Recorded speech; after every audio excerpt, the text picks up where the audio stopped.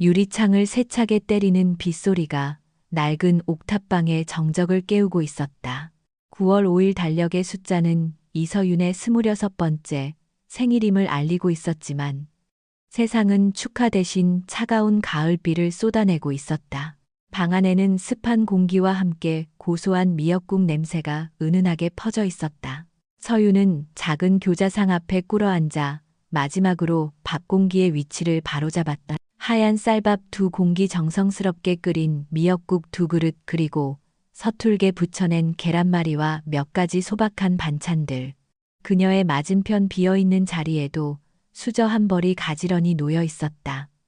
마치 금방이라도 누군가 문을 열고 들어와 그 자리에 앉을 것처럼. 째깍째깍 벽에 걸린 낡은 괴종시계 소리가 빗소리에 섞여 유난히 크게 들렸다. 벌써 저녁 8시, 그가 오기로 한 시간에서 1시간이 훌쩍 지나 있었다. 강태민, 지난 7년간 서윤의 세상 그 자체였던 이름. 오늘은 꼭 정시에 퇴근해서 서윤이 내 생일 세상에서 가장 근사하게 챙겨줄게.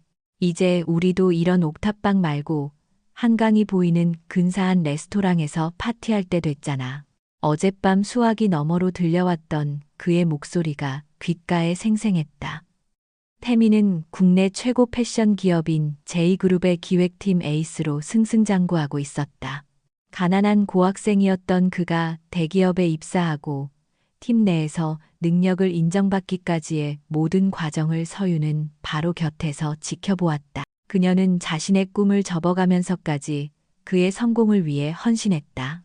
그의 와이셔츠를 매일같이 새하얗게 다려주고 밤샘 야근이 잦은 그를 위해 새벽까지 도시락을 싸서 회사 정문 앞에서 기다리는 것이 그녀의 일상이었다. 서윤은 맞은편의 빈자리를 가만히 응시했다. 시선 끝에는 5년 전 역시 이렇게 비가 쏟아지던 어느 여름밤의 풍경이 어렸다. 서윤아, 미안해. 오늘도 아르바이트 때문에 데이트도 못하고. 편의점 처마 밑에서 비를 피하며 태민이 미안한 얼굴로 그녀의 손을 잡았다. 그의 손은 무거운 짐을 나르느라 온통 굳은 살이 박여 있었다. 서윤은 괜찮다는 듯 웃으며 그의 손을 더 꽉 잡았다. 괜찮아. 오빠랑 같이 비 피하는 것도 데이트지 뭐. 바보. 넌 왜 이렇게 착하기만 하냐? 태민은 입고 있던 낡은과 점퍼를 벗어 그녀의 어깨에 둘러주었다. 그리고는 빗줄기가 가득한 밤하늘을 보며 약속했다. 내가 꼭 성공해서 내 생일만큼은 세상에서 제일 비싼 레스토랑, 제일 멋진 곳에서 열어줄게. 매년 약속해. 그의 눈은 비 오는 밤하늘의 별처럼 반짝였다. 서윤은 그 눈빛을 믿었다. 그 약속 하나를 등불 삼아 힘겨운 시간들을 버텨왔다. 그리고 오늘 드디어 그 약속이 이루어질지도 모른다는 기대감에 아침부터 마음이 들떠 있었다. 하지만 그는 오지 않았다. 차가운 공기가 식어버린 음식 위로 내려앉았다. 서윤은 결국 맞은편의 수저를 조용히 거두어들였다. 그리고 홀로 숟가락을 들었다. 입안으로 퍼지는 미역국은 따뜻했지만 목구멍으로 넘어가는 순간 차갑게 식어버리는 듯했다. 외로움이라는 조미료가 섞여버린 탓일까. 한술 두술 밥을 넘기는 것이 마치 무거운 돌을 삼키는 것만 같았다. 그녀는 결국 수저를 내려놓고 창밖을 내다보았다. 회색빛 도시 위로 쏟아지는 비는 그녀의 마음을 더욱 무겁게 짓눌렀다. 바로 그때였다. 야옹. 창문 아래쪽에서 희미하고 애처로운 소리가 들려왔다. 처음에는 빗소리 때문에 잘못 들었나 싶었다. 하지만 곧이어 더욱 절박한 울음소리가 다시 들렸다. 야옹. 서윤은 자리에서 일어나 창문을 열었다. 좁은 방범창 너머 낡은 에어컨 실외기 밑에 작은 생명체가 웅크리고 있었다. 태어난 지 얼마 안 되어 보이는 아기 고양이였다. 온몸이 비에 흠뻑 젖어 덜덜 떨고 있었고 가녀린 울음소리는 금방이라도 끊어질 듯 위태로워 보였다. 서윤은 순간 망설였다. 자신의 처지도 이 작은 고양이와 별반 다를 바 없었다. 당장 다음 달 월세를 걱정해야 하는 형편에 다른 생명을 책임진다는 것은 사치처럼 느껴졌다. 그녀는 차갑게 식어버린 생일상을 한 번, 그리고 비에 젖은 채 자신을 올려다보는 까만 눈망울을 한 번 번갈아 보았다. 그 눈에는 세상에 혼자 버려졌다는 깊은 공포와 살고 싶다는 간절함이 동시에 담겨 있었다. 나 하나도 힘든데.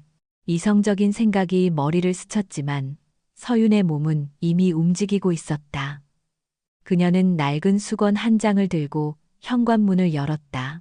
차가운 비바람이 그녀의 원피스를 적셨지만 아랑곳하지 않고 실외기 밑으로 다가가 조심스럽게 고양이를 감싸 안았다. 품 안에 안긴 작은 몸은 얼음장처럼 차가웠고 미세한 떨림이 수건을 통해 고스란히 전해져 왔다.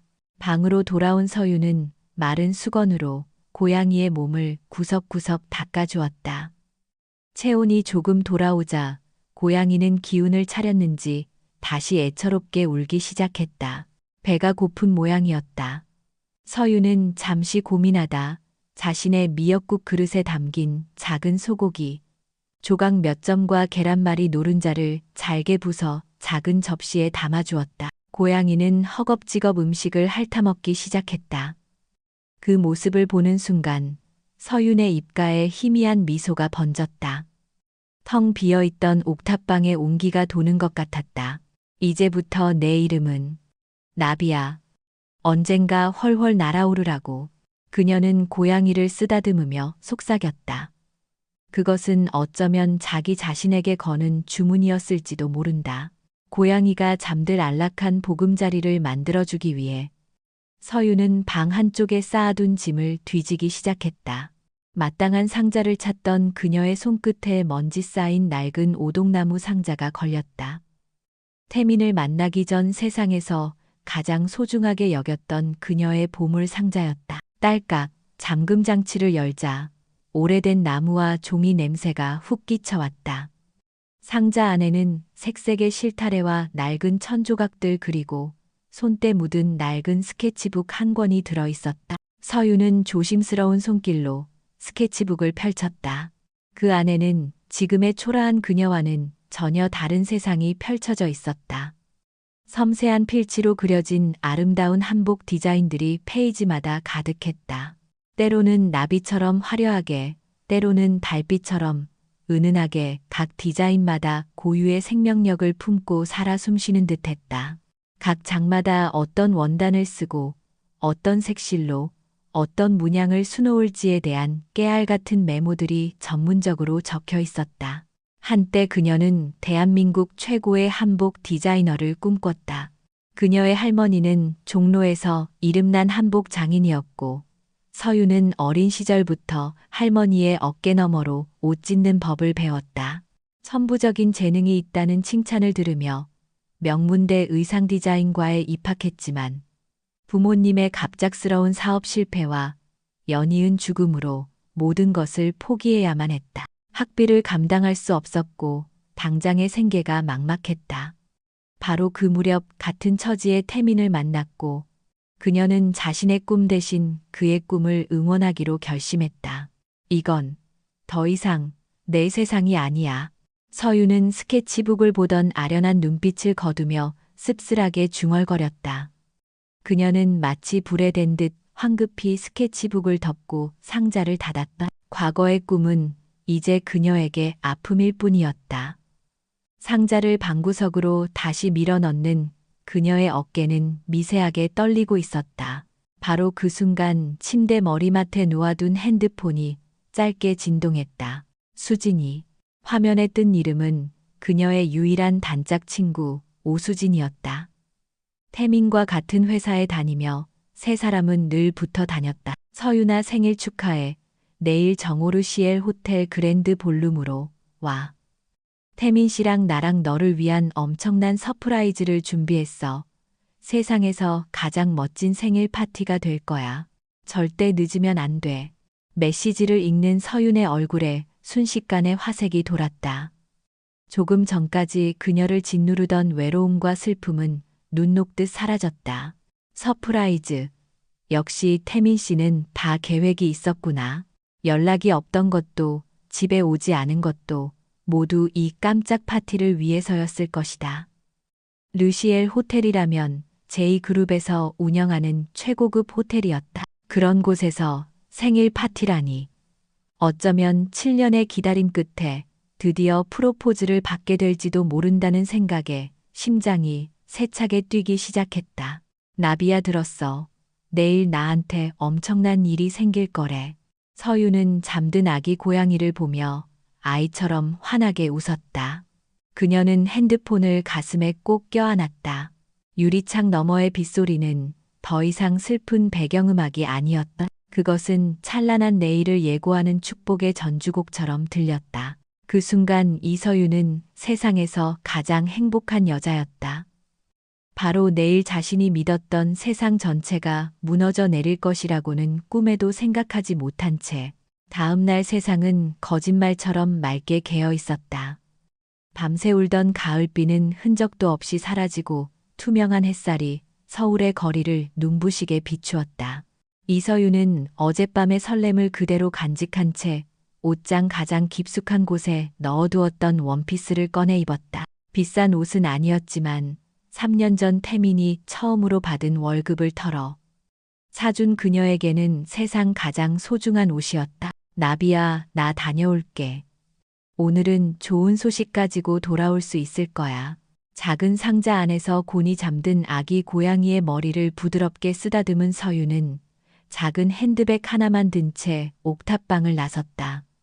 그녀의 발걸음은 구름 위를 걷는 듯 가벼웠다. 약속 장소인 르시엘 호텔은 그 위용부터가 서윤을 압도했다. 하늘을 찌를 듯 솟은 건물과 눈부시게 반짝이는 통유리창 정문에서 손님을 맞는 제복 차림의 도어맨까지 모든 것이 그녀가 살아온 세계와는 너무도 달랐다.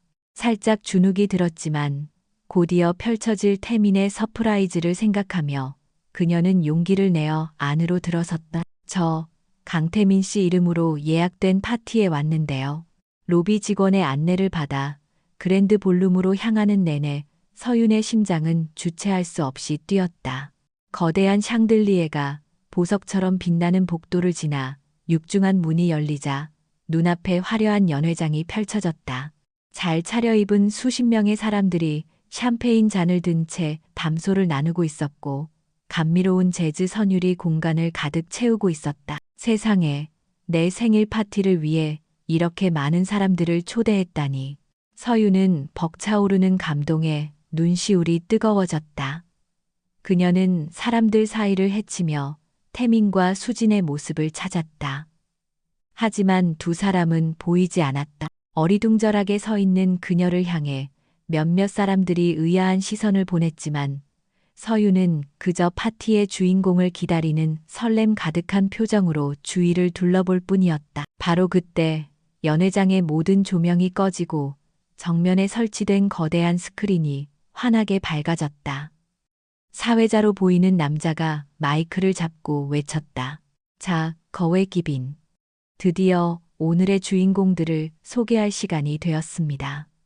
제2그룹의 미래를 이끌어갈 두 사람 강태민 실장과 오수진 양의 약혼을 축하하는 영상 함께 보시겠습니다. 약혼. 서윤의 머릿속이 하얗게 비었다. 내 생일 파티가 아니었나. 약혼이라니. 누구의 약혼. 혼란스러운 생각들이 엉키는 사이 영상이 시작되었다. 화면 가득 익숙한 얼굴이 나타났다. 강태민이었다. 그는 서윤에게 한 번도 보여준 적 없는 세상 가장 행복한 미소를 짓고 있었다. 그리고 그의 옆에는 오수진이 있었다. 영상은 두 사람이 함께했던 비밀스러운 순간들을 파노라마처럼 보여주었다.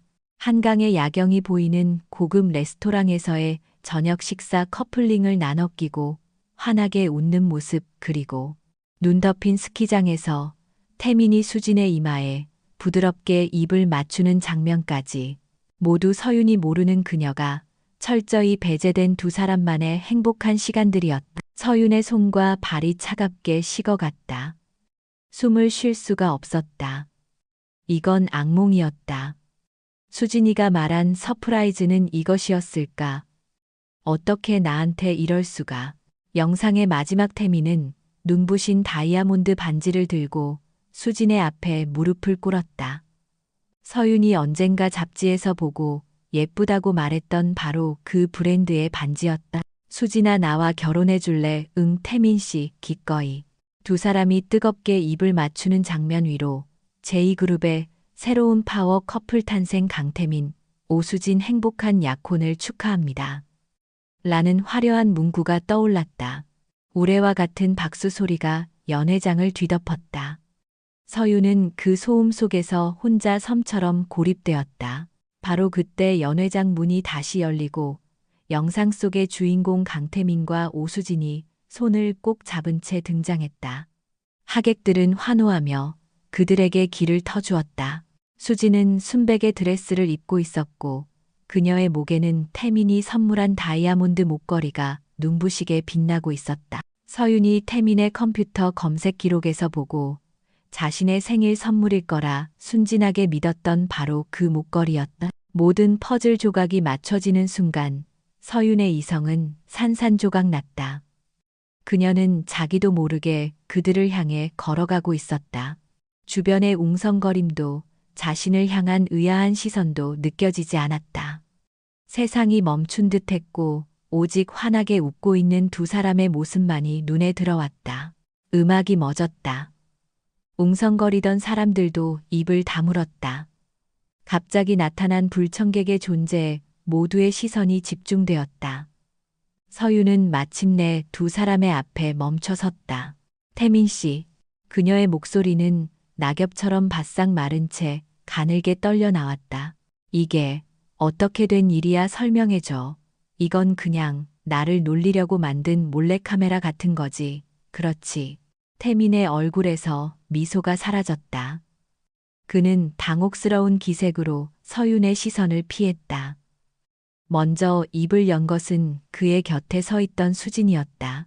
그녀는 조금 전까지의 천사 같은 미소를 지우고 경멸과 승리감이 뒤섞인 차가운 표정으로 서윤을 내려다보았다. 서윤아 아직도 파악이 안 돼. 수진의 목소리는 뱀처럼 차갑고 날카로웠다. 말 그대로야. 오늘 이 자리는 나와 태민 씨의 약혼 파티라고, 내 생일 파티가 아니라. 수진아, 내가 어떻게 눈치가 그렇게 없어. 넌 그냥 태민 씨가 성공하기 위해 이용한 발판이었을 뿐이야.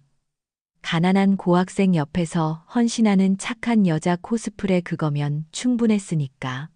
이제 태민 씨는 내조가 아니라 날개가 필요해. 제2그룹 사장님의 외동딸인 나 정도는 돼야 태민 씨 옆자리에 어울리지 않겠어. 제2그룹 사장님의 외동딸. 그제야 서윤은 모든 것을 깨달았다. 수진이 평범한 회사원인 척했던 모든 행동이 거짓이었음을, 그녀의 친절함 뒤에 숨겨진 잔인한 계획을. 서윤은 마지막 희망을 걸고 태민을 바라보았다. 7년의 세월이 거짓이 아니라고, 이 모든 것이 오해라고 말해주길 간절히 바랐다. 하지만 태민은 끝내 그녀와 눈을 마주치지 않았다. 그의 시선은 바닥에 값비싼 대리석 무늬에 고정되어 있었다. 미안하게 됐다 서윤아. 그가 내뱉은 목소리는 지독하게 차가웠고 그 안에는 일말의 미안함도 연민도 담겨 있지 않았다. 현실을 좀 봐. 너랑 나랑은 이제 사는 세상이 달라. 난 더 높은 곳으로 올라가야 하고 넌 거기에 어울리지 않아. 사는 세상이 달라. 그 한마디가 서윤의 심장에 비수처럼 날아와 밝혔다. 7년의 사랑 청춘 헌신이 한순간에 부정당했다. 그녀를 위해 성공하겠다던 약속은 결국 그녀를 버리기 위한 명분이었을 뿐이었다. 서윤이 망연자실한 채 그 자리에 얼어붙어 있을 때 건장한 체격의 보안요원 2명이 다가와 그녀의 양팔을 거칠게 붙잡았다. 아가씨 소란 피우지 마시고 나가주시죠. 이거 놓으라고. 서윤은 버둥거렸지만 남자의 힘을 당해낼 수는 없었다. 그녀는 짐짝처럼 질질 끌려 연회장 밖으로 쫓겨났다. 마지막으로 돌아본 연회장 안태민은 그녀에게 등을 돌린 채 수진과 함께 축하의 샴페인 잔을 들어 올리고 있었다. 그 모습이 슬로우 모션처럼 서윤의 망막에 새겨졌다. 인데마, 아드이, 아드이, 아드이. 육중한 문이 닫히는 소리와 함께 그녀는 완벽히 혼자가 되었다. 화려한 연회장의 소음은 문 너머의 세상 이야기가 되었다. 어제까지만 해도 그녀의 전부였던 세상이 이제는 들어갈 수 없는 견고한 성이 되어버렸다. 서윤은 텅 빈 복도에 주저앉았다. 눈물조차 나오지 않았다. 어젯밤의 빗소리가 희미한 고양이의 울음소리가 그리고 상자 속에 묻어두었던 낡은 스케치북이 차례로 떠올랐다. 그녀의 세상은 소리 없이 무너져 내렸다. 7년의 사랑과 헌신이 남긴 것은 지독한 배신과 텅 빈 마음뿐이었다. 호텔에서 쫓겨난 이서윤은 목적 없이 걸었다. 뇌가 작동을 멈춘 것처럼 아무런 생각도 떠오르지 않았다. 화려한 도시의 불빛, 경쾌한 자동차 경적 소리, 웃고 떠드는 사람들의 목소리, 그 모든 것이 그녀와는 상관없는 다른 세상의 소음처럼 멀게만 느껴졌다. 얼마나 걸었을까? 익숙하지만 낯선 차가운 강바람이 그녀의 뺨을 스쳤을 때 서윤은 비로소 자신이 한강 다리 위에 서 있다는 것을 깨달았다. 한때 이곳은 태민과의 행복한 추억이 가득했던 장소였다. 가난한 연인들은 비싼 영화관 대신 강변에 앉아 캔맥주를 마시며 미래를 그렸고 불꽃놀이가 터질 때마다 영원을 약속하며 입을 맞췄다. 하지만 이제 강물에 비친 도시의 불빛은 아름다운 야경이 아닌 그녀의 처참한 현실을 비웃는 조롱처럼 일렁였다. 내가 뭘 그렇게 잘못한 걸까? 텅 빈 질문이 공허한 강바람에 흩어졌다. 7년. 그녀의 20대를 송두리째 바친 시간이었다. 그 시간의 끝에 남은 것이 배신이라면 앞으로의 삶은 무슨 의미가 있을까? 차가운 난간을 붙잡은 손에 힘이 빠져나갔다. 그녀가 죽음을 생각한 것은 아니었다. 그럴 용기조차 없었다. 다만 모든 것이 끝났다는 깊은 절망감이 안개처럼 그녀의 온몸을 휘감고 있었다. 바로 그 순간이었다. 컥, 컥. 등 뒤편 산책로에서 누군가의 거친 숨소리와 함께 무언가 툭 하고 쓰러지는 소리가 들렸다.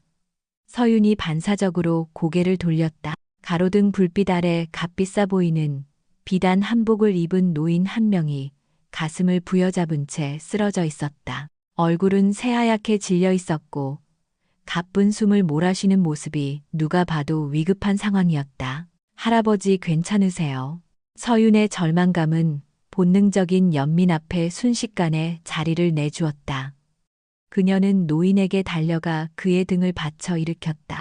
노인은 말할 힘도 없는지 손가락으로 자신의 옷고름 쪽을 필사적으로 가리켰다. 주머니에 약이 들어있는 듯했다. 노인이 입고 있는 것은 장인의 손길이 느껴지는 최고급 명주 마고자였다. 그런데 그가 몸부림치는 사이 가슴께를 여미고 있던 정교한 매듭이 그만 풀어져 버렸다. 약이 든 주머니는 옷 깊숙한 곳에 있어 이 매듭을 다시 제대로 여며야만 손을 넣을 수 있는 구조였다.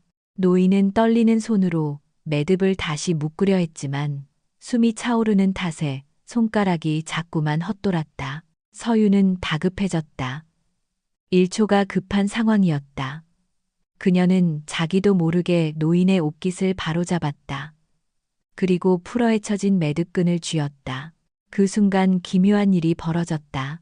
7년간 잊고 지냈던, 아니 잊으려 애썼던 감각이 그녀의 손끝에서 되살아났다. 할머니의 어깨 너머로 수만 번 보고 익혔던 손가락 마디마디에 각인되어 있던 기억. 머리가 아니라 몸이 먼저 반응했다. 그녀의 손가락이 살아있는 생물처럼 움직이기 시작했다. 두 가닥의 끈을 잡고 꼬고 감고 빼내는 동작이 한치의 망설임도 없이 물 흐르듯 이어졌다. 그것은 단순한 매듭이 아니었다. 중심부에 꽃봉오리가 피어나고 그 주위를 여러 겹의 잎사귀가 감싸는 형태의 궁중에서나 쓰이던 지극히 정교하고 복잡한 국화 매듭이었다. 불과 몇 초 만에 흐트러졌던 매듭은 이전보다 더 완벽하고 기품 있는 형태로 제자리를 찾았다. 서윤은 매듭을 완성하자마자 빠르게 옷서풀 열어 안주머니에서 작은 약병을 꺼내 노인의 입에 두 알을 넣어 주었다. 할아버지 정신 차리세요. 그녀가 노인의 등을 두드리고 있을 때였다. 할아버지. 젊은 남자의 다급한 외침과 함께 잘 다려진 수트 차림의 한 남자가 달려왔다. 그는 쓰러진 노인을 보고 사색이 되었다가 그의 곁을 지키는 서윤을 보고 잠시 경계의 눈빛을 보냈다. 그는 조상욱이었다. 괜찮으세요? 제가 잠시 자리를 비운 사이에 상욱이 노인의 상태를 살피는 동안 노인은 조금씩 호흡을 되찾고 있었다. 가까스로 진정한 상욱의 시선이 문득 노인의 마고자 매듭에 머물렀다. 그리고 그의 눈이 경악으로 물들었다. 상욱은 대한민국 전통 문화의 보존과 현대화를 목표로 하는 무화그룹의 문화사업부 본부장이었다. 그는 어린 시절부터 장인이었던 할아버지의 영향으로 수많은 전통 공예품을 접하며 자랐고 특히 사라져가는 전통 매듭 기술에 대한 조예가 깊었다. 이 매듭은 상욱의 눈에 비친 국화 매듭은 완벽 그 자체였다. 좌우의 균형끈의 장려꽃잎의 형태까지 마치 인간의 손이 아닌 기계로 짠 것처럼 한치의 오차도 없었다. 이런 수준의 매듭은 국보급 장인에게서나 볼 수 있는 것이었다. 그는 놀란 눈으로 서윤을 바라보았다.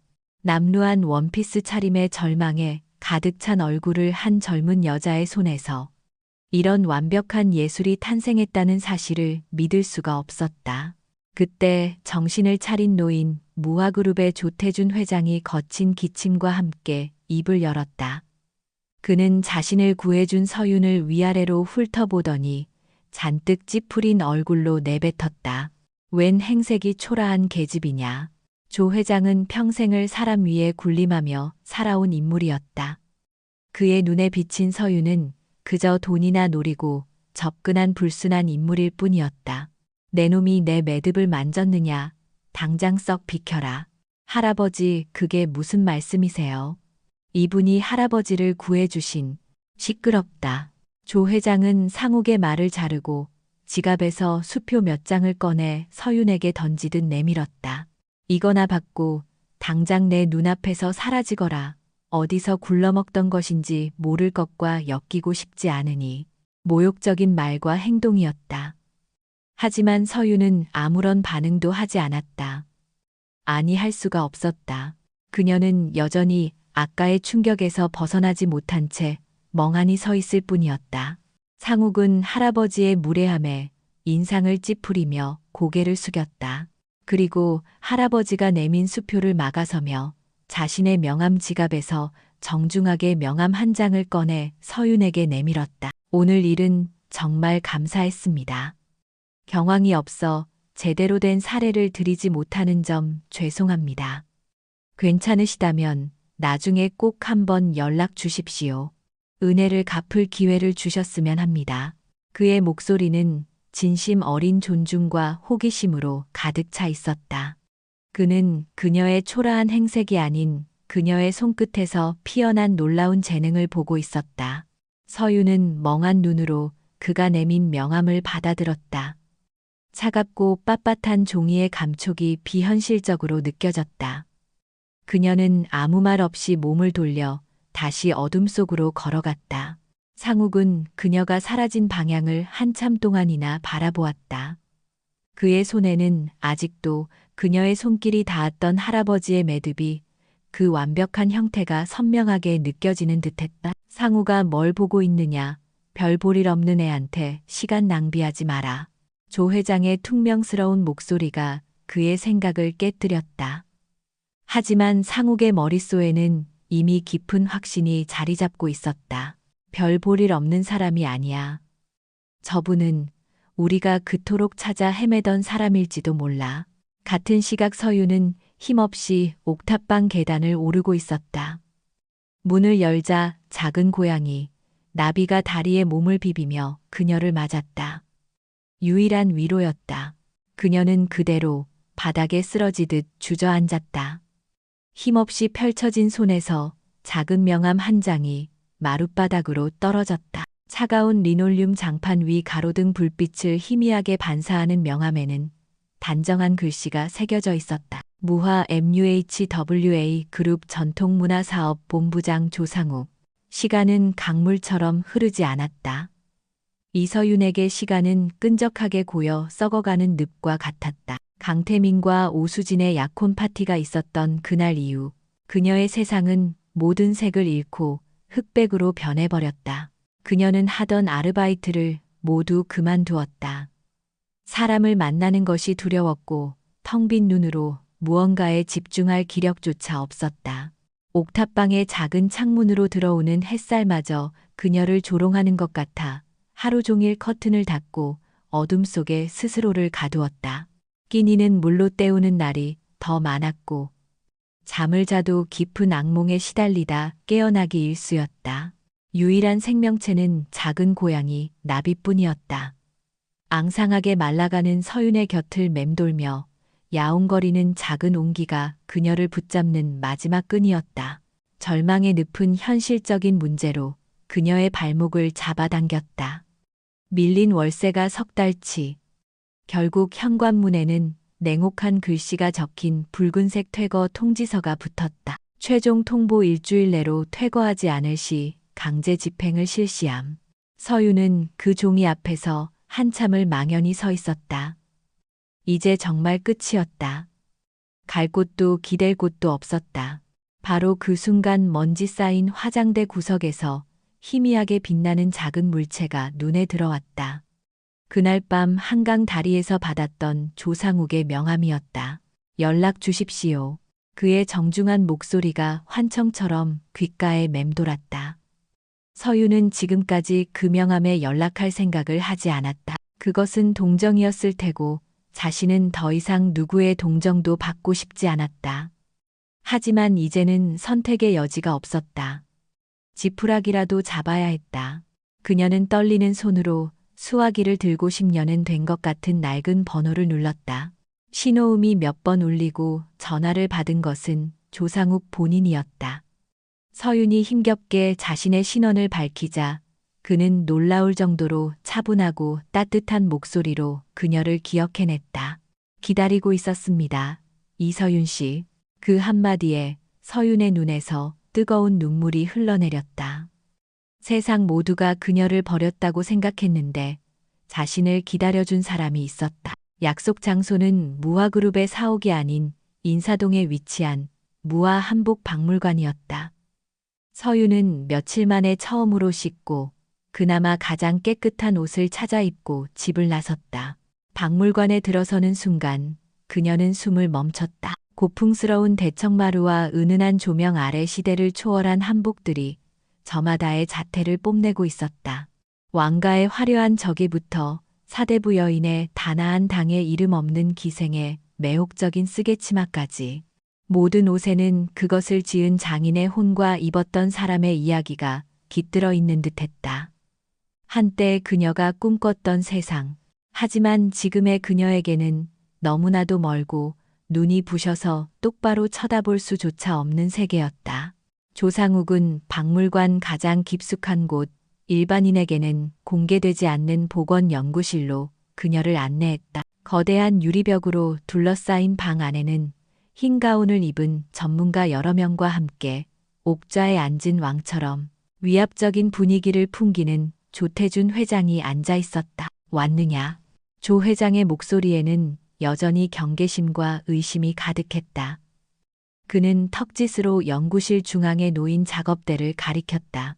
벨벳으로 감싼 작업대, 위 유리 덮개 아래에는 눈부시게 아름다운 족두리 하나가 놓여 있었다. 조선 왕실의 마지막 공주가 착용했다고 전해지는 수백 개의 진주와 비치로 장식된 유물이었다. 다음 주 대형 박물관과 함께 여는 특별전의 가장 중요한 전시품이다. 그런데 이송 과정에서 문제가 생겼다. 조 회장의 날카로운 눈이 서윤을 향했다. 족두리 꼭대기 봉황 장식을 고정하던 금실 매듭이 끊어지기 직전이다. 우리 연구원들이 손을 써봤지만 실이 워낙 오래되고 약해서 섣불리 건드렸다가 완전히 끊어질 판이야. 서윤은 조심스럽게 다가가 족두리를 들여다보았다. 봉황 장식의 발톱 부분을 감싸고 있는 금실 매듭은 머리카락보다도 가늘었고 그중 몇 가닥이 세월의 무게를 이기지 못하고 끊어져 있었다. 남은 실 몇 가닥이 아슬아슬하게 봉황을 붙들고 있는 형국이었다. 저것을 복원하는 것은 단순히 매듭을 짓는 기술을 넘어 유물에 대한 깊은 이해와 신의 경지에 가까운 섬세함을 요구하는 일이었다. 네가 한강에서 보인 손재주가 우연인지 진짜 실력인지 시험해 볼 기회다. 조 회장이 선언하듯 말했다. 오늘 해가 지기 전까지 저 족두리를 완벽하게 복원해내라. 성공한다면 네가 원하는 것을 무엇이든 들어주겠다. 하지만 실패한다면 2번 다시 내 눈앞에 나타나지 마라. 연구실의 공기가 얼어붙었다. 주위에 서 있던 전문가들이 수군거리기 시작했다. 말도 안 돼. 저걸 어떻게 하루 만에. 저 금실은 한번 끊어지면 그걸로 끝이야. 복원 자체가 불가능하다고. 모두의 시선이 서윤에게 쏠렸다. 의심 불신 그리고 약간의 조롱이 섞인 시선들이었다. 그녀는 마치 발가벗겨진 채 심판대 위에 선 기분이었다. 조상욱만이 유일하게 걱정과 믿음이 뒤섞인 눈으로 그녀를 바라보고 있었다. 그는 그녀를 위해 판을 깔아주었지만 할아버지의 시험을 통과하는 것은 오롯이 그녀 자신의 몫이었다. 그는 어떤 도움도 줄 수 없었다. 서윤은 마른 입술을 깨물었다. 심장이 발밑으로 떨어지는 것 같았다.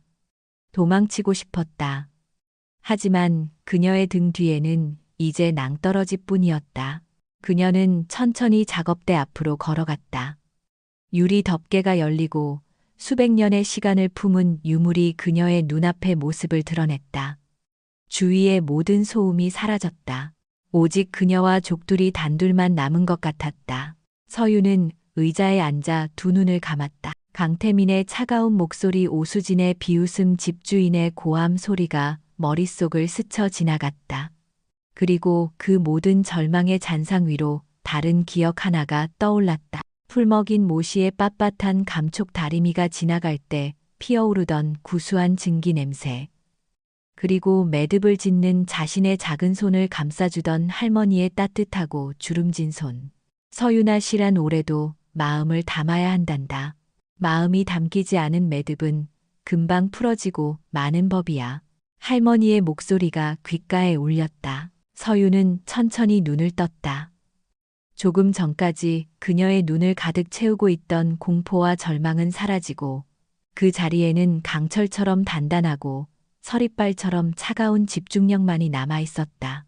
마침내 그녀의 손가락이 운명의 금실을 향해 뻗어나갔다. 이서윤의 손가락이 금실에 닿는 순간 연구실의 시간은 흐름을 멈췄다. 서윤의 숨결마저 무게를 가진 듯 무겁게 가라앉은 공기 속에는 오직 그녀의 미세한 움직임만이 존재할 뿐이었다. 그녀는 더 이상 낡은 원피스를 입은 초라한 여자가 아니었다. 수백 년의 시간을 거슬러 올라간 장인이었고 꺼져가는 생명을 되살리려는 의사였으며 가장 섬세한 악기를 연주하는 거장이었다. 그녀의 손은 춤을 추기 시작했다. 오른손은 핀셋으로 아슬아슬하게 붙어있는 봉황 장식을 붙들어 고정하고 왼손은 바늘처럼 얇은 송곳으로 끊어진 금실의 단면을 조심스럽게 정리했다. 그 움직임에는 한치의 망설임이나 군더더기가 없었다. 마치 수천 수만 번을 반복해온 것처럼 모든 동작이 물 흐르듯 자연스럽고 정교했다. 유리병 너머에서 지켜보던 전문가들의 표정이 미묘하게 변하기 시작했다. 처음 그들의 눈에 서렸던 것은 노골적인 불신과 의심이었다. 하지만 시간이 흐를수록 그들의 눈은 존경과 경외감으로 물들어갔다. 저것은 단순한 손재주가 아니었다. 유물의 구조와 재료의 특성을 완벽하게 이해하고 수십 년의 경험을 통해 체화된 장인의 경지였다. 저 손놀림은 돌아가신 제 스승님을 보는 것 같군요. 백발이 성성한 최고참 복원 전문가가 나지막이 중얼거렸다. 그의 중얼거림에 모두가 고개를 끄덕였다. 서윤은 외부의 시선 따위는 전혀 의식하지 못했다. 그녀의 온 신경은 손끝의 미세한 감각에 집중되어 있었다. 금실의 차가운 감촉, 아주 미세하게 느껴지는 실의 장력 송곳 끝이 유물에 닿지 않도록 제어하는 아슬아슬한 거리감. 그녀는 오감 전체로 족두리와 대화하고 있었다. 괜찮아. 아프게 하지 않을게. 다시 예전처럼 아름답게 만들어줄게. 그녀는 끊어진 금실의 올을 한 가닥 한 가닥 풀어내 새로운 구조로 매듭을 엮을 준비를 시작했다. 그것은 기존의 매듭을 단순히 재현하는 것이 아니었다. 유물이 더 이상 손상되지 않도록 무게를 분산시키고 가장 약한 부분을 보강하는 새로운 방식의 복원이었다. 그녀의 머릿속에 잠들어 있던 할머니의 가르침과 그녀 자신의 창의성이 결합하여 기적을 만들어내고 있었다. 작업이 거의 막바지에 이르렀을 때였다. 마지막으로 금실을 당겨 매듭을 단단히 고정하기만 하면 되는 순간이었다.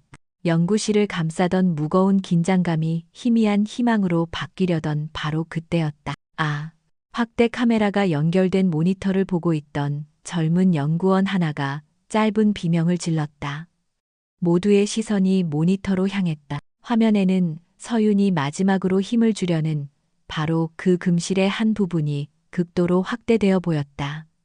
그리고 그곳에는 육안으로는 거의 보이지 않을 정도의 미세한 균열이 나 있었다.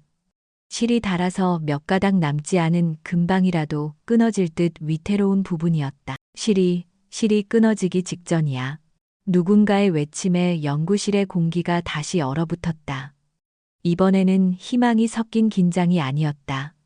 절망적인 정적이었다. 저 상태에서 조금이라도 힘을 더 주면 수백 년을 버텨온 금실은 그대로 툭 하고 끊어져 버릴 터였다. 그렇게 되면 복원은 실패 아니 유물은 영원히 훼손되는 것이었다. 조태준 회장은 자기도 모르게 자리에서 벌떡 일어났다. 그의 매서운 눈이 서윤의 손끝에 고정되었다. 조상욱은 하얗게 질린 얼굴로 마른 입술만 깨물고 있었다. 그는 주먹을 너무 꽉 쥔 나머지 손톱이 손바닥을 파고드는 것도 느끼지 못했다. 모든 것이 끝났다고 모두가 생각했다. 하지만 서윤은 달랐다. 그녀는 잠시 움직임을 멈추고 화면 속의 균열을 응시했다. 그녀의 눈은 흔들리지 않았다. 오히려 그 어느 때보다 차분하고 깊게 가라앉아 있었다. 그리고 그녀는 모두의 예상을 뛰어넘는 행동을 했다. 그녀는 작업대 위에 어떤 도구도 사용하지 않았다. 대신 자신이 입고 있던 낡은 원피스의 소매단, 안쪽 눈에 잘 띄지 않는 부분을 더듬었다.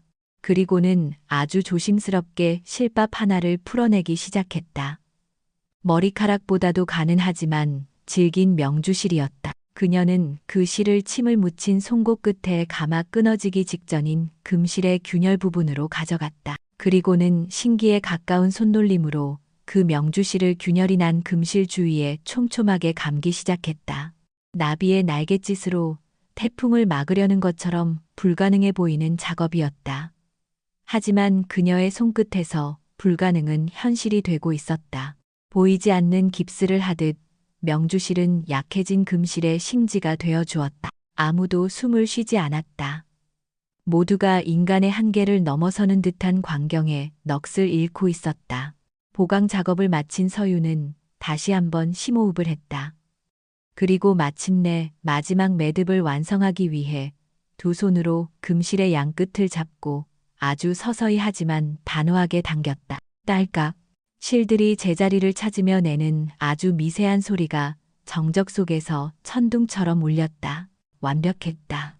끊어지기 직전이었던 봉황 장식은 언제 그랬냐는 듯 견고하게 제자리에 고정되었고 그녀가 새로 엮은 매듭은 기존의 형태보다 더욱 기품 있고 아름다운 모습으로 피어났다. 그것은 단순한 복원이 아니었다. 예술의 경지에 이른 재창조였다. 누군가의 입에서 탄식과도 같은 감탄사가 터져나왔다. 그것을 신호탄으로 연구실은 믿을 수 없다는 웅성거림과 경탄으로 가득 찼다. 전문가들은 서로의 얼굴을 마주보며 고개를 저었다. 저것은 신의 기술이었다. 조태준 회장은 성큼성큼 작업대로 다가갔다. 그는 특수 확대경을 눈에 대고 서윤이 복원한 부분을 뚫어지게 살폈다. 그의 얼굴에는 어떤 감정도 드러나지 않았다. 침묵의 시간이 흐르고 마침내 그가 확대경을 내려놓았다. 그는 아무 말 없이 서윤을 바라보았다.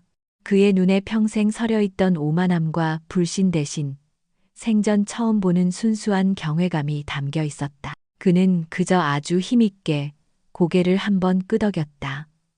그 어떤 찬사보다 무거운 인정의 표시였다.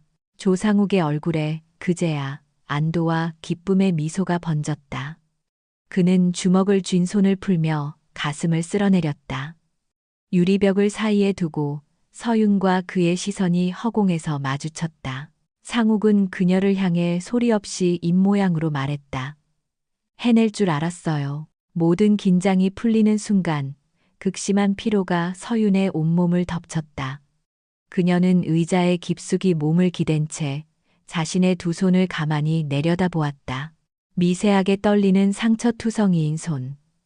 지난 7년간 누군가의 밥을 짓고 셔츠를 다리고 구두를 닦기만 했던 손이었다. 하지만 오늘 이 손은 잊고 있던 자신의 가치를, 자신의 세상을 되찾아 주었다. 그녀는 족두리를 구한 것이 아니었다. 산산조각 났던 자기 자신의 영혼 한 조각을 바로 오늘 이곳에서 되찾은 것이었다. 족두리 복원이 성공적으로 끝난 다음 날, 이서윤은 조태준 회장의 개인 집무실로 불려갔다. 무화그룹의 심장부인 펜트하우스에 위치한 집무실은 고미술품과 현대적인 인테리어가 조화를 이루어 그 자체로 하나의 박물관 같았다. 어제의 서윤이었다면 그 위압적인 분위기에 잔뜩 주눅이 들었겠지만 하룻밤 사이 그녀의 내면에서는 무언가 단단한 것이 자라나 있었다. 안거라. 조 회장은 이전과 달리 부드러운 음성으로 그녀에게 자리를 권했다. 그는 비서가 내온 최고급 용정차를 직접 서윤의 찻잔에 따라주었다. 파격적인 대우였다. 한동안 침묵 속에서 차양을 음미하던 조 회장이 먼저 입을 열었다. 그의 눈은 더 이상 그녀를 행색이 초라한 계집으로 보고 있지 않았다. 한 사람의 장인을 향한 순수한 존중심이 담겨 있었다. 내가 사람을 잘못 봤다. 그는 잠시 말을 끊었다가 서윤의 눈을 똑바로 보며 말했다. 이 늙은이의 무례와 편견을 용서해, 다오. 내 행색이 아니라 내 손끝에 깃든 혼을 보았어야 했는데 해안이 흐려져 큰 실수를 할 뻔했다. 조 회장은 평생 누구에게도 숙여본 적 없는 꼿꼿한 사람이었다. 그런 그가 건넨 진심 어린 사과는 그 어떤 보상보다도 서윤의 마음을 울렸다. 그녀가 괜찮다고 말하려던 순간 조 회장은 책상 서랍에서 두툼한 서류 봉투 하나를 꺼내 그녀의 앞에 내밀었다. 이것은 사과이자 제안이다. 서윤이 조심스럽게 봉투를 열어보았다. 그 안에는 무화그룹 전통 한복 브랜드 론칭 및 수석 디자이너 영입 계약서라고 적힌 서류가 들어있었다. 새로운 브랜드를 하나 만들 생각이다. 대한민국을 넘어 전 세계 VVIP들을 위한 최고급 맞춤 한복 브랜드다. 그 브랜드의 모든 권한을 이서윤 선생에게 맡기고 싶다. 선생, 그 한 단어가 서윤의 심장에 묵직하게 밝혔다. 계약서의 내용은 상상을 초월했다. 업계 최고의 대우 청담동에 위치한 개인 스튜디오 및 주거 공간 제공, 그녀가 원하는 모든 장인과 전문가들로 구성된 팀을 꾸릴 수 있는 정권 부여. 이것은 단순한 취업이 아니었다. 잊고 살았던 그녀의 꿈에 날개를 달아주고 하늘로 날아오를 수 있는 바람까지 되어주겠다는 파격적인 제안이었다. 황후의 옷을 만들 수 있는 사람에겐 그에 걸맞은 대우를 해주는 것이 당연한 이치다. 조 회장의 말에 서윤은 아무 대답도 할 수 없었다. 그저 뜨거운 눈물만이 뺨을 타고 흘러내렸다. 며칠 후 무화 한복 박물관 특별전은 대성황을 이루며 언론의 집중 조명을 받았다. 특히 완벽하게 복원된 왕실의 족두리는 전시의 하이라이트였다. 기자회견장은 수많은 취재진으로 발 디딜 틈이 없었다. 회장님, 이번 족두리 복원은 거의 기적에 가깝다는 평이 많습니다. 어떤 장인의 손을 거쳤는지 공개해 주실 수 있습니까? 한 기자의 날카로운 질문에 조태준 회장은 마이크를 잡고 만족스러운 미소를 지었다.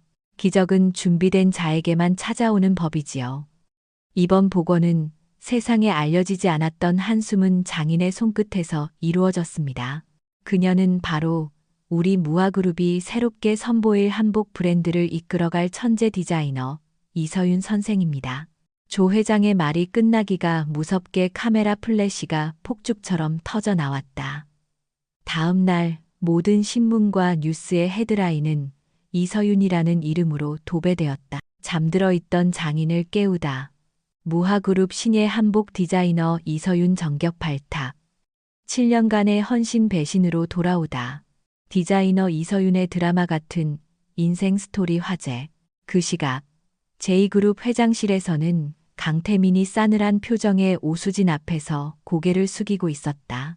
그들의 눈앞에 놓인 태블릿 PC 화면에는 이서윤의 성공을 알리는 기사가 대문짝만하게 떠 있었다. 이게 어떻게 된 거야? 오수진의 목소리가 분노로 가늘게 떨렸다. 그녀는 서윤이 평생 자신의 발밑에서 불행하게 살아가길 바랐다. 그런데 보란 듯이 자신과는 비교도 안 될 정도의 화려한 스포트라이트를 받으며 제기한 것이다. 자신이 그토록 원했던 명예와 인정을 자신이 짓밟았던 서윤이 대신 차지한 꼴이었다. 강태민은 아무 말도 할 수 없었다. 그의 손에 들려있던 만년필이 바닥으로 툭 떨어졌다. 그는 충격에 휩싸였다. 자신이 그저 밥이나 하고 빨래나 하던 여자로 취급했던 서윤에게 저런 엄청난 재능이 숨겨져 있었다니. 그녀의 헌신이 자신의 성공을 위한 발판이 아니라 날개를 꺾인 봉황의 기다림이었다는 사실을 이제야 깨달았다. 그는 보석을 흙덩이인 줄 알고 걷어차버린 어리석은 농부였다. 후회와 상실감이 독처럼 그의 온몸에 퍼져나갔다. 같은 날 저녁 서윤은 계약서에 명시된 청담동의 새 스튜디오에 서 있었다. 높은 천장과 탁 트인 통유리창 너머로 서울의 야경이 그림처럼 펼쳐져 있었다. 최고급 원단들이 색색으로 진열장을 가득 채우고 있었고 한쪽에는 그녀만을 위한 작업대가 놓여 있었다. 꿈에서도 그려보지 못했던 공간이었다. 마음에 드십니까? 어느새 다가온 조상욱이 부드럽게 물었다. 서윤은 말없이 고개를 끄덕였다. 그날 밤 한강에서 이서윤 씨를 처음 봤을 때 전 그냥 쓰러진 할아버지를 도와주는 착한 사람이라고만 생각하지 않았습니다. 상욱은 창밖을 바라보며 나지막이 말했다. 서윤 씨의 손을 봤습니다. 매듭을 짓던 그 손가락 마디마디에 잊혀진 이야기들이 담겨 있는 것 같았어요. 전 이야기를 품은 손을 가진 사람이라고 생각했습니다. 이야기를 품은 손. 그 한마디가 서윤의 마음 가장 깊은 곳을 어루만졌다. 그는 그녀의 재능뿐만 아니라 그녀가 겪어온 아픔과 시간까지도 꿰뚫어 보고 있었던 것이다. 상욱이 돌아간 후 서윤은 한동안 스튜디오를 천천히 거닐었다. 그리고는 가장 마음에 드는 비단 한 필을 골라 작업대 위에 펼쳤다. 옥탑방에서 나비를 데려오며 함께 가져온 낡은 스케치북과 연필을 꺼냈다. 그녀는 연필을 들고 하얀 비단 위에 선을 긋기 시작했다. 사각, 사각, 정적을 깨고 울리는 연필 소리는 세상에서 가장 아름다운 음악처럼 들렸다. 7년 만이었다. 그녀가 오롯이 자기 자신을 위해, 자신의 꿈을 위해 다시 펜을 잡은 것은 그녀의 입가에 아주 오랜만에 맑고 작은 미소가 떠올랐다.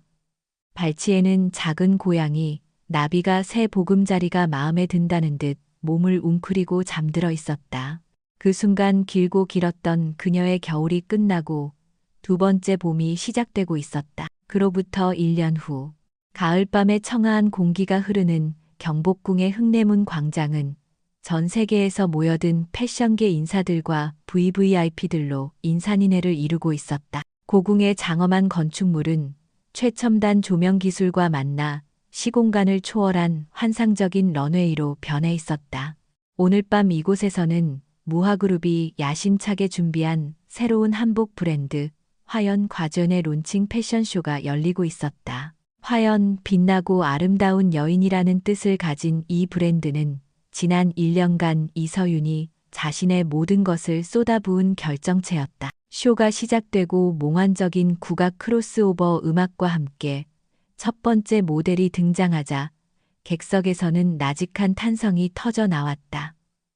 서윤의 한복은 전통의 틀에 갇혀 있지 않았다. 쪽빛 비단 위에 은하수처럼 술을 놓은 시스루 저고리 서양의 드레스처럼 풍성한 실루엣을 자랑하는 허리치마 가죽과 명주를 과감하게 결합한 쾌자까지 그녀의 디자인은 한복 고유의 기품과 선을 지키면서도 현대적인 세련미와 실용성을 완벽하게 아우르고 있었다. 한편의 그림 같은 쇼가 끝나고 마침내 디자이너가 무대에 등장할 차례가 되었다. 모든 스포트라이트가 런웨이의 시작점에 집중되었다. 그곳에 이서윤이 서 있었다. 1년 전 낡은 원피스를 입고 절망에 빠져 있던 그녀는 더 이상 없었다. 짙은 남색 비단으로 만든 모던하게 재해석된 당의 덩이를 입은 그녀는 한 마리의 고고한 흑나비 같았다. 과거의 상처는 그녀를 주저앉히지 못했다. 오히려 그것을 자양분 삼아 더욱 단단하고 깊이 있는 아름다움을 피워낸 모습이었다. 그녀는 당당한 걸음으로 런웨이를 걸어 나와 우레와 같은 박수갈채 속에서 깊이 고개를 숙였다. 그 순간 그녀의 눈가에 이슬처럼 맺힌 것은 더 이상 슬픔의 눈물이 아닌 벅찬 환희의 눈물이었다. 패션쇼는 대성공이었다. 쇼가 끝나고 이어진 리셉션에서 서윤은 세계적인 패션 매거진의 편집장과 유명 할리우드 스타 유럽의 왕족에게까지 둘러싸여 찬사를 받았다. 잠시 후 축하 인파 속에서 마이크를 잡은 서윤은 모두를 주목시켰다. 오늘 이 자리에 와주신 모든 분들께 진심으로 감사드립니다. 그녀의 목소리는 떨림 없이 차분했다. 저는 오늘 이 기쁜 자리에서 작은 약속을 하나 하려고 합니다. 저 역시 꿈을 꿀 자격조차 없다고 생각했던 시절이 있었습니다. 돈이 없어서, 기회가 없어서 재능을 포기해야 하는 젊은이들이 더 이상 없도록 오늘부터 화연 브랜드 수익의 일부로 화연 재단을 설립하고자 합니다. 그녀는 미소를 지으며 말을 이었다. 이 재단은 전통 공예 분야를 공부하는 저소득층 학생들에게 전액 장학금과 멘토링을 지원할 것입니다. 작은 나비의 날갯짓이 태풍을 일으킬 수 있듯이 이 작은 시작이 대한민국 전통문화의 미래를 더욱 풍성하게 만들 것이라 믿습니다. 진심이 담긴 그녀의 연설의 장내에서는 다시 한번 뜨거운 박수가 터져 나왔다. 한쪽에서 조용히 그녀를 지켜보던 조태준 회장과 조상욱의 얼굴에 자랑스러운 미소가 번졌다. 그날 밤 모든 행사가 끝나고 인적이 드문 경복궁의 달빛 어린 뜰 앞, 서윤은 홀로 난간에 기댄 채 감회에 젖어 있었다. 그때 조상욱이 조용히 그녀에게 다가왔다. 정말 대단한 쇼였습니다. 이서윤 대표님. 대표님이라는 호칭이 아직은 어색한 듯 서윤이 작게 웃었. 본부장님 덕분입니다. 저를 믿어주지 않으셨다면 오늘의 저는 없었을 거예요. 저는 믿은 것이 아닙니다. 그저 보았을 뿐입니다. 서윤 씨 안에 잠들어 있던 거인을. 상욱은 따뜻한 눈으로 그녀를 바라보며 작은 벨벳 상자 하나를 내밀었다. 이건 제 개인적인 선물입니다. 서윤이 조심스럽게 상자를 열었다. 그 안에는 달빛을 받아 영롱하게 빛나는 은으로 만든 나비 모양 브로치가 들어 있었다. 정교한 날개의 문양까지 마치 살아있는 나비가 내려앉은 듯했다. 1년 전 옥탑방에서 처음 만났던 작은 고양이의 이름이 나비라고 하셨죠. 상욱이 말했다. 그 작은 고양이가 서윤 씨를 살렸듯이 서윤 씨는 이제 더 많은 나비들에게 날개가 되어줄 겁니다. 이제 훨훨 날아오를 시간입니다. 서윤은 브로치를 가만히 손에 쥐었다. 차갑지만 부드러운 은의 감촉이 심장까지 전해지는 듯했다. 그녀의 곁에는 이제 그녀를 짓밟았던 과거의 남자도 그녀를 시기했던 친구도 없었다. 대신 그녀의 가치를 알아봐주고 그녀의 꿈을 응원해주는 사람이 서 있었다. 달빛 아래 은빛 나비는 금방이라도 날아오를 듯 반짝였다. 그녀의 두 번째 봄, 그 눈부신 시작이었다.